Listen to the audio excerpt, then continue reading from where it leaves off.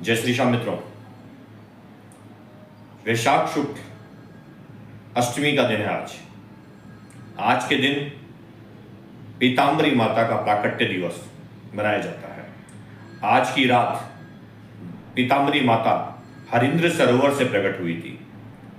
देखिए, पीताम्बरी माता को तंत्र की देवी भी माना जाता है।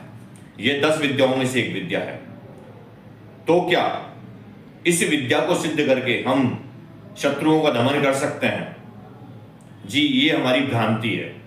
माताओं की विद्या या देविक विद्या सदैव सत्कर्मों पर आधारित होती है।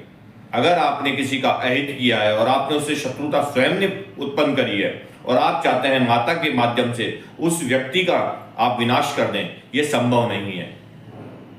आने वाले समय में आपको उसका परिणाम मिल सकते हैं, क्योंकि माता का जो प्राकट्य हुआ है उसका उद्देश्य जानना सबसे ज्यादा जरूरी है। वर्तमान में हम मानते हैं कि शत्रुओं के दमन के लिए पीताम्बरी माता की पूजा कर लो और शत्रु का नाश होगा। मगर शत्रु आपने बनाया है या शत्रु उस तरफ से बना है? अगर शत्रु आपने बनाया, आपकी कुछ गलतियों से बनाया, तो उसका नाश नहीं हो सकता है, क्योंकि माता का प्राकट्य हरदम सदैव देवताओं के पक्ष में रहा है।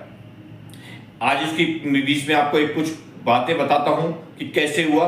एक मदन नाम का मदनासुर राक्षस था, जिसने ब्रह्मा जी के पूजा करके, तपस्या करके, हजारों वर्ष तपस्या करके वाणी सिद्धि, वाक सिद्धि का एक वरदान प्राप्त कर लिया और उसने सृष्टि को नुकसान पहुंचाने के प्रयास किया।